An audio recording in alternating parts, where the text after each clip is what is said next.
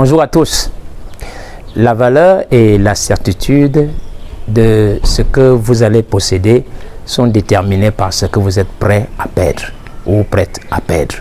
C'est un peu par cette petite pensée personnelle que nous voulons aborder la suite de notre série de méditation. Nous avons consacré au cours spirituel VIP. Nous sommes exactement sur le deuxième élément maintenant que nous avons commencé la dernière fois, donc sur le I comme inspiration. Et nous avons découvert ensemble que nous avons 4 niveaux d'inspiration dans la parole qui sont 4 dimensions de la révélation. Et ce qui était important et que j'espère que nous avons retenu, c'est que en réalité, notre source d'inspiration est ce qui détermine notre provision. En d'autres termes, c'est la source, le niveau que vous allez atteindre dans la révélation de la parole qui va déterminer l'amplitude, l'onction, l'amplitude des ressources dont vous allez disposer pour la réalisation de votre vision. Nous voulons donc continuer aujourd'hui un peu avec ce deuxième élément pour aborder, comme nous l'avons annoncé aussi, parce que nous avons demandé de faire une étude dans le livre de la Genèse, donc des chapitres 37 au chapitre 45, concernant qui concerne un peu les caractéristiques du personnage de Joseph, qui correspond aussi par rapport à nos méditations à ce 4e fondement, ce qui est l'objet de notre méditation aujourd'hui. Donc c'est la 4e source d'inspiration qui est Joseph Perfection, qui est dans le caractère qui suit juste celui de Jacob, qui est différent de lui, même si les deux, en fait Jacob c'est le père de Joseph, comme vous le savez, même si les deux sont dans l'alliance d'Abraham, mais c'est deux caractères différents, véritablement, qui correspondent aussi à 2 saisons spirituelles. Et c'est un peu le but de notre méditation. Donc, quelles sont donc les caractéristiques de ce personnage de Joseph?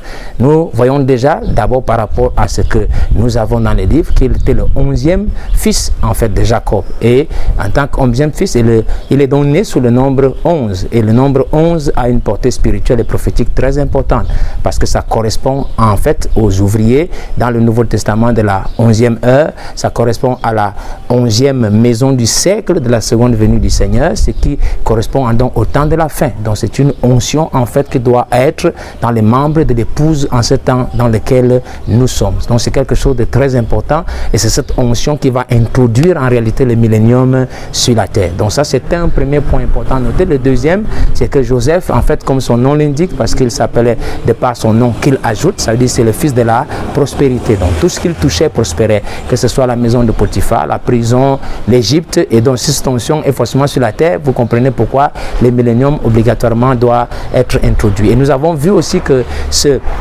caractère de Joseph a eu accès à la dimension la plus élevée de l'autorité dans le pays d'Égypte en l'occurrence. Mais qu'est-ce qui a donc fait en fait que Joseph devienne gouverneur? Parce que c'est ça. Qu'est-ce qui a fait que cette onction d'autorité s'établisse sur lui? Ce n'est pas véritablement le fait qu'il ait juste à partir d'un don surnaturel interprété les songes de Pharaon. Non, ça c'était le moyen par lequel Dieu est passé. Mais ce qu'il a qualifié en réalité, et d'abord même pour avoir ce don et ensuite pour avoir cette autorité, c'est parce que Joseph en fait a prouvé qu'il avait le caractère qui était nécessaire pour pouvoir régner sur les autres. Et c'est cela le point sur lequel je veux que nous restions aujourd'hui. Joseph avait en lui-même un esprit de service inconditionnel, même en état d'esclave, qu'il soit libre ou pas, dans la prison ou pas, quel que soit là où il était, il donnait le meilleur de lui-même. Joseph avait une fidélité inconditionnelle et par-dessus tout, Joseph avait un esprit de pardon,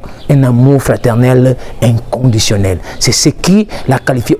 Ce qui faisait qu'en lui, on peut dire qu'il n'y avait rien à redire parce qu'aucune de ses actions n'était menée en dehors du fait qu'il voulait rendre service aux autres. C'est le type parfait de l'esprit de Christ que vous trouvez dans Philippiens chapitre 2, versets 5 à 11. Et donc, c'est quoi en fait cette onction, cette inspiration Joseph Perfection? C'est un don, c'est un talent qui n'est mis au service et de Dieu et des hommes. Ce n'est pas juste une simple confession, peut-être la grâce de Dieu comme nous voyons dans le caractère de Jacob, mais ça va beaucoup plus loin que ça. Et quand Dieu voit un tel caractère, alors il est prêt à remuer le ciel et la terre, même à déclencher une famine, bouleverser les éléments naturels dans l'Égypte, juste pour que Joseph puisse avoir autorité.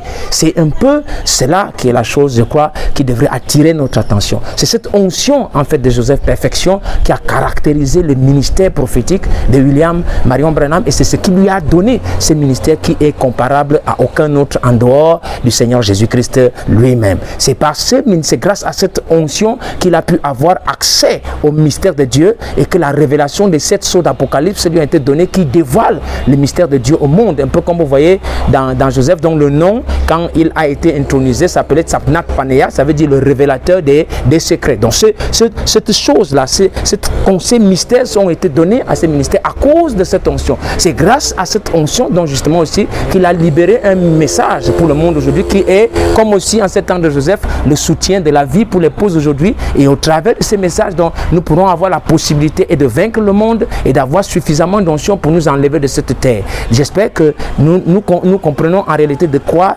il est question. Et c'est pour cela que je reviens un peu à cette question que je vous pose: qu'est-ce que vous êtes prêt à perdre?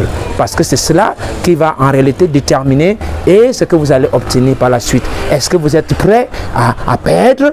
Parce que en réalité, il y a un objectif qui est celui d'avoir cette autorité de Joseph, arriver au sommet de la pyramide comme en Égypte, faire partie de cette onction de la 11e maison qui va ramener un millénium sur la terre. Imaginez-vous, essayez de vous représenter ce que ce serait. Si cette onction de Joseph entre dans votre famille, si elle entre dans votre travail, si elle entre dans tout ce que vous faites, quel serait le mot approprié pour décrire la situation dans laquelle nous serons? Ce ne serait rien d'autre que la perfection.